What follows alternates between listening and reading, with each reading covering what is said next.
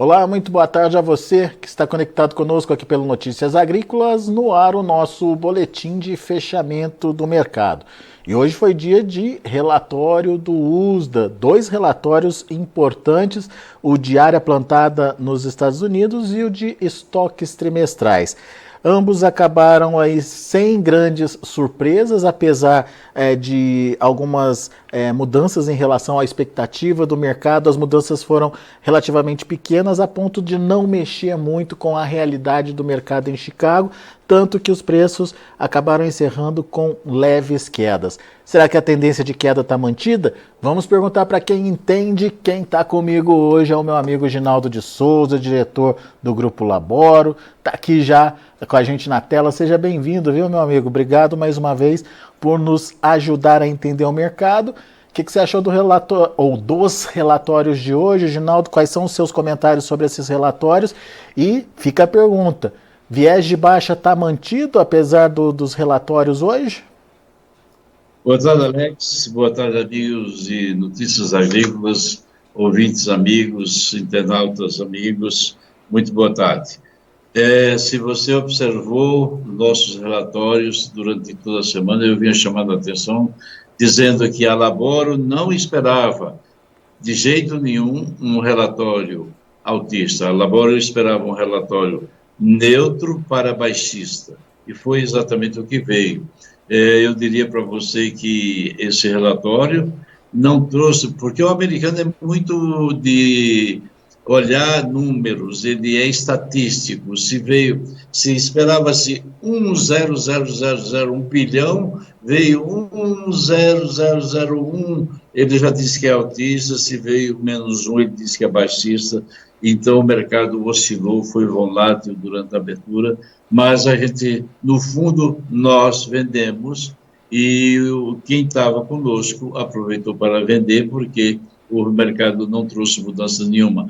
Vamos dizer, baixista para milho, neutro para trigo, e para a soja não foi diferente, porque mesmo uma redução diária de 653 milhões de acres, não é nada. Não é nada. Isso representa menos de 1 milhão de toneladas. Então, a safra americana está, vamos dizer, dentro dessa estatística mantida. O clima está correndo muito bem, e eu vou dizer para vocês, repetir pela quinta, sexta vez, mas por aí, o que eu venho dizendo: só existe uma maneira de fazer os preços subir. Somente essa maneira é que levará, vamos dizer, os preços em CBOT a subir. Qual é a maneira? Reduzir a oferta. A demanda é incapaz de absorver aquilo que nós temos, já fora a safra americana. Imagine se a safra americana for cheia, como tudo está se projetando, pior fica. Então, só existe uma maneira: reduzir a oferta. A demanda não consome tudo que está aí. Então, nós precisamos de quê? Reduzir a oferta como? Como nós vamos reduzir a oferta? Só através do clima, só através de uma redução de safras. E, nesse momento, nós não temos isso pela frente. A safra está mantida, pelo menos por enquanto. Se houver alguma modificação lá na frente, aí a partir de 7, 8 de julho, que poderia ocorrer, e aí sim, o milho, que vai estar em fase de polinização, e a soja, que está florando, poderia, então, sofrer algumas consequências. É isso que eu posso te dizer, Alex, meus amigos. O relatório foi neutro para trigo, baixista para milho, que chegou a puxar a soja para baixo, e a soja acabou fechando em baixa, porque 653 mil acres que foi reduzido representa menos de 1 milhão de toneladas. Então, Ginaldo, não reduz safra. A gente teve outro relatório também de estoque trimestral, né, que é o estoque real lá nos Estados Unidos. Te surpreendeu de alguma forma esse aumento, esse volume estocado acima do ano passado? Sim, porque, veja bem, no caso específico do milho, o milho a gente já vinha falando que o milho não houve toda a exportação que estava nas projeções e que o milho não era, vamos dizer assim, totalmente consumido conforme a demanda traçada pelo USA para o mercado interno. Então, nós já falávamos que possivelmente teríamos um aumento na soja e no milho. No milho foi muito maior, mas também não é lá essas coisas. Na soja foi um tico-tico. A soja, por exemplo, aumentou 18 milhões de buchos, meu amigo. Isso não é nada, não é nada. Então, não era isso que poderia derrubar o mercado. O que vai derrubar o mercado é, evidentemente, a tendência que já existe pela oferta que é maior do que a demanda. Muito é isso bem. aí, Alex. Agora, você foi enfático em dizer que o que pode mudar o mercado é o clima nos Estados Unidos. Nesse momento, alguma coisa no radar que reforce essa possibilidade, Ginaldo? Alex, deixa eu colocar para vocês, meus amigos, nós vimos até certo ponto com expectativa maior de que o Laninha poderia entrar e influenciar naturalmente o clima. Mas essa semana nós tivemos uma surpresa. As águas do Pacífico Equatorial, que estavam zeradas em termos de temperaturas, elas voltaram a subir. Ela saiu de 0,00 para 0,003. Então, voltou a subir. Isso quer dizer que as águas estão ali, o Laninha não entrou, o El Niño não saiu totalmente, então a possibilidade do Laninha entrar, e é somente com o Laninha que nós poderíamos ter uma eventual mudança climática. O Laninha parece que vai atrasar um pouco mais, e atrasando um pouco mais, a safra americana pode ser uma safra cheia, com 122, 123, 124 milhões de toneladas. Então, eu não creio que, nesse exato momento, nós possamos afirmar que vamos ser seca, que o Laninha vai entrar. Não. Há uma possibilidade, sim, mas o percentual de 69% de que o Laninha entrava em julho baixou para a faixa de 49%. Então, a gente tem que respeitar também as questões da mamãe natureza e também o que a ciência nos ensina, né?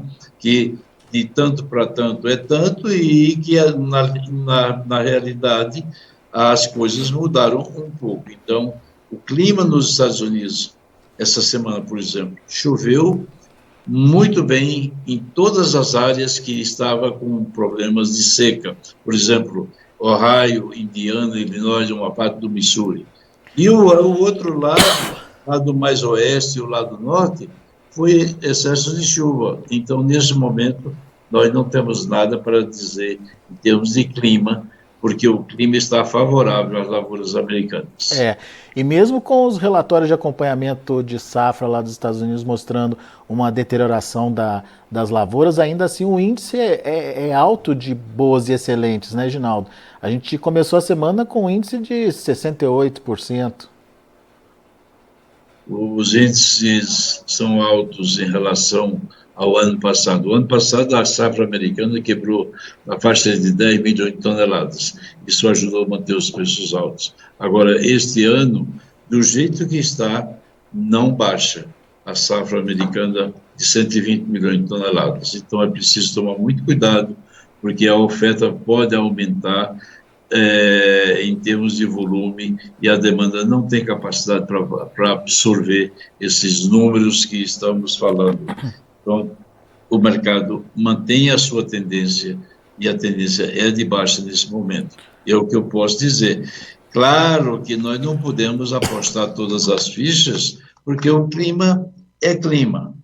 A mãe natureza pode mudar tudo isso aí do dia para a noite, mas a ciência nos mostra que hoje, do jeito que está, nós tínhamos inclusive alguns centros de alta pressão, e esse sistema de alta pressão acabou não acontecendo. Pelo contrário, as chuvas vieram e foram benéficas para as lavouras, Alex. Ô Ginaldo, diante dessa perspectiva de safra cheia, e se vamos tomar como verdade esse cenário aí de uma produção nos Estados Unidos acima dos 122 milhões de toneladas, esse preço de novembro de 11 dólares e 4 centos por bushel, ele pode se deteriorar ainda mais? Pode, Alex, pode, lamentavelmente pode. Nós podemos ver soja. Eu não quero aqui jogar, pelo amor de Deus, não me entendo isso, que eu não vejo possibilidade do mercado subir se você não reduzir a safra. O que eu estou querendo dizer? Que o mercado vai continuar caindo se a safra continuar no porte que nós temos hoje. Então, nós vamos ver preços bem abaixo de 11 dólares, senhoras. Né? Vamos olhar o Brasil, Ginaldo, porque me parece, me corrija se eu estiver errado, o Brasil meio que está conseguindo se desviar dessa baixa de Chicago, principalmente por conta dessa alta do dólar. Dólar hoje, Ginaldo, a gente está vendo aí dólar beirando 5,60, meu amigo. É uma alta significativa, de 1,4% em relação ao fechamento anterior. E temos ainda prêmios positivos para quem está negociando essa safra ainda, né? Isso muda a precificação no Brasil? Até que ponto isso ajuda ou atrapalha? Enfim, qual que é a sua análise? A minha análise é o seguinte, que naturalmente, tirando os problemas que nós temos internamente falando, o dólar, eu disse isso no começo da semana, que iria romper os 5,50 e vai buscar os 5,72. Claro que durante agora o mês de julho, o FED, o Banco Central Americano, vai analisar as questões da inflação e se baixa a taxa de juros.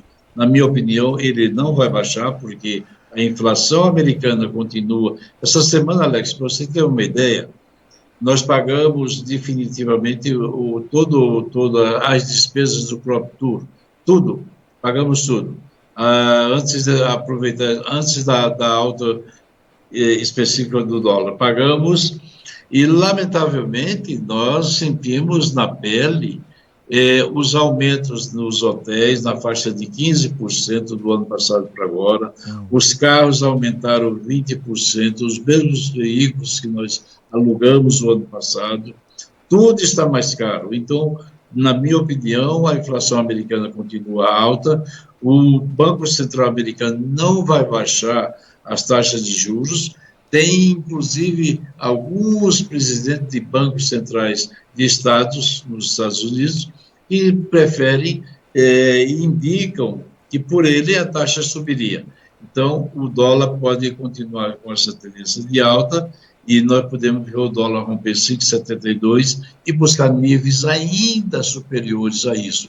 Então, o dólar é benéfico, sem dúvida nenhuma, ao produtor, mas, por outro lado, ele está segurando, ele está inibindo, porque, queira ou não queira, dólar mais alto aqui inibe preços em CBOT, Alex.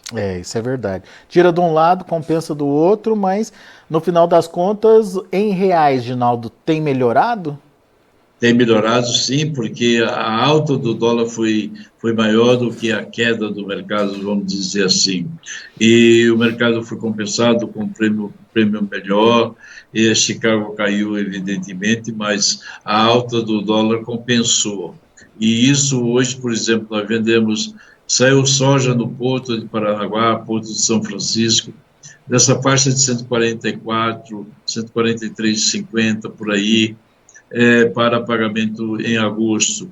O produtor, naturalmente, que está vendendo, está se beneficiando, porque ele está aproveitando a alta do dólar e Chicago não está caindo muito ainda.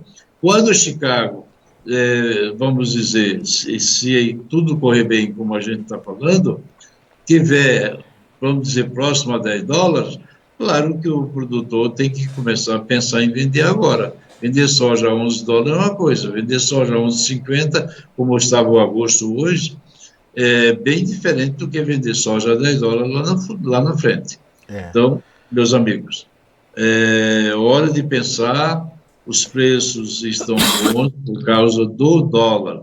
não por causa de CBOT. E vale reforçar, né, Ginaldo, que prêmios para essa safra são positivos, mas para safra nova já estão no vermelho já, né? Negativo, sem dúvida nenhuma.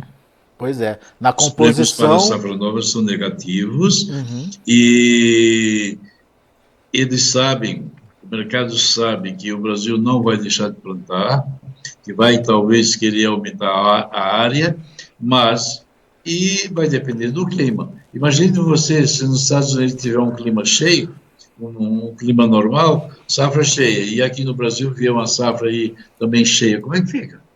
Meu Deus do céu, onde é que nós vamos botar essa soja? Temos que pensar nisso. Nesse exato momento, eu não sou pessimista, eu sou realista. Estou colocando para vocês aquilo que eu penso, aquilo que eu sinto na pele, aquilo que eu faço há 50 anos, com amor, com respeito e dedicação. Como diretor de empresas de multinacionais, eu fiz isso, e hoje, não só como broker, mas como consultor e também empresário do setor, eu diria para vocês, eu tenho que cuidar naturalmente do que faço. E o produtor tem que olhar para fora da porteira, porque essa é a realidade. Nós não temos demanda crescendo, como tínhamos na China, até antes um pouco da pandemia. Hoje a China vai no slowdown, devagar, muito devagar. E esse devagar não está sendo legal. A demanda não está crescendo. A redução por proteína de farelo, de soja, está diminuindo. Então, a gente tem que cuidar para que isto não cresça como uma bola de neve. Depois você não sabe o que fazer com ela. Ô Ginaldo, uma curiosidade, principalmente depois de ontem do debate nos Estados Unidos entre Trump e o Biden, a imprensa repercutiu, né, a possibilidade maior aí do Trump sair vencedor aí das eleições, até pela própria postura do Biden ontem na participação do debate. Trump voltando, essa relação com a China, ela pode voltar a se estremecer, e mais do que isso, Ginaldo, o que pode acontecer com os preços da soja lá em Chicago? Eu vou dizer para você que os preços da soja em Chicago, na minha opinião, vão continuar caindo, mesmo com a vitória do Trump, porque é claro que a relação Trump-Estados Unidos com Biden, o Xi Jinping, ou seja, a China com o Biden não está sendo legal? Não está. E ele não vai ficar mesmo, porque, lamentavelmente, quem teve a oportunidade de assistir ontem o debate vai dizer, Trump também não foi lá essas grandes coisas, né? O Trump tem 77 anos, o Biden tem 81, mas o Biden está com um problema de saúde, a gente tem que respeitar tudo isso. Eu não creio que ele se reeleja. Agora, a eleição do Trump vai mudar algumas coisas, com certeza. Mudar a política, essa questão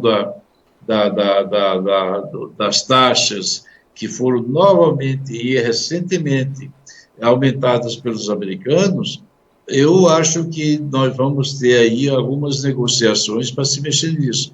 Mas não vejo grandes mudanças não, viu, Alex? Não vejo nada significativo, mesmo porque as grandes taxas de impostos que foram impostas aos chineses, foi na época Trump, foi por ele. Sim. Então, não vejo que isso vai piorar, nem que isso vai melhorar. Só vejo uma coisa, para o americano e para nós que estamos habituados a estar viajando sempre para os Estados Unidos, o Trump, sem dúvida nenhuma, vai revigorar, ou tratar de revigorar a economia americana, porque ele, sem dúvida nenhuma, é muito melhor do que o Biden. Essa é a minha opinião. Muito bom.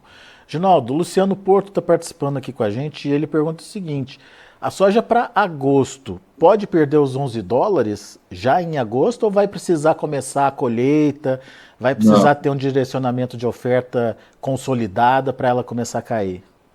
É o Luciano, né? Luciano Porto, isso. Luciano Porto, boa tarde.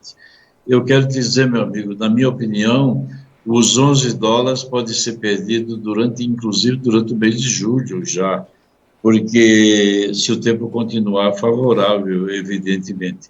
Mas a gente, em termos de clima, em termos a gente sabe o pouco que a gente estuda enfim, sobre clima, sobre climatologia, mas ninguém em sã consciência pode dizer o que vai acontecer. Neste momento, a tendência do clima é ser favorável. E essa tendência não precisa esperar agosto para se confirmar naturalmente o clima, não precisa esperar agosto para que os 11,50, os US$ 11 seja perdido já agora em julho. Essa é a minha expectativa. Eu gostaria muito, Luciano, que, sinceramente falando, que os preços não caíssem, que os preços continuassem subindo, mas nós temos que ser realistas. A realidade hoje é essa. A tendência do preço é cair. Muito bem. Tá aí, então, informações trazidas pelo Ginaldo de Souza para o mercado da soja. Aliás, Ginaldo já está preparando as malas já, Ginaldo? Sei que está um pouquinho longe, é final de agosto, mas enfim, a equipe está montada já para o Crop Tour? Perfeitamente, Alex. A equipe está montada. Essa semana já fizemos uma reunião, eu e o Daniel, do Notícias Agrícolas, junto com os demais. Está tudo certo, vamos sair daqui no dia 24 de agosto, vamos voltar no dia 9 de setembro, vamos fazer todo o meio oeste americano, os estados de Ohio, Indiana, Illinois, Missouri, Iowa, Nebraska, Dakota do Sul, uma parte da Dakota do Norte, Minnesota, enfim, Wisconsin. Vamos voltar para Chicago, depois viajamos para o Canadá, onde vamos fazer também o Crop Tour no Canadá, porque o Canadá está crescendo muito em termos de agricultura, as terras são boas, claro que tem o impedimento do clima, mas assim, aqui, assim como o Brasil adaptou muitas variedades, eles estão também adaptando, e é importante que a gente possa visitar o Canadá e dizer o que está acontecendo. Este Crop Tour desse ano será talvez um dos mais importantes, porque nós estamos numa espécie vamos dizer assim, de expectativa, ansiedade que você sente é medo do futuro. Então, muita gente tem medo do futuro e fica ansioso. Então, essa é a realidade. Eu não sou psicólogo, mas estudo muito psicologia para poder dizer as coisas. Uma coisa eu digo para vocês, esse Crop Tour será um dos mais importantes, porque nós vamos ver em loco o que está acontecendo, vamos passar, inclusive, no dia 31, no Farm Progress Show, lá em Iowa, lá em Bonn, lá em cima, e vamos verificar tudo o que está acontecendo, tudo que está existindo naquele momento. Eu digo sempre, nós seremos um espelho para vocês, porque vamos transmitir ipsilíderes exatamente o que está acontecendo, aquilo que está sendo noticiado nós vamos colocar, mas de uma maneira diferente. Nós vamos estar checando, ponto por ponto, se existe seca, se não existe, produtividade, como está, etc, etc.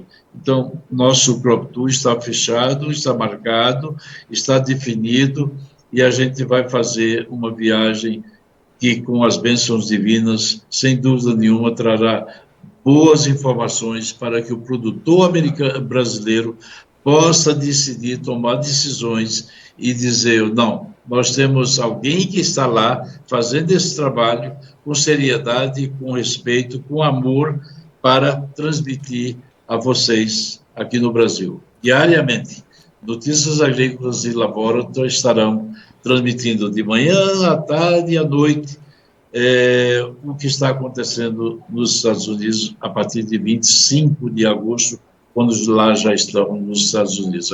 Alex.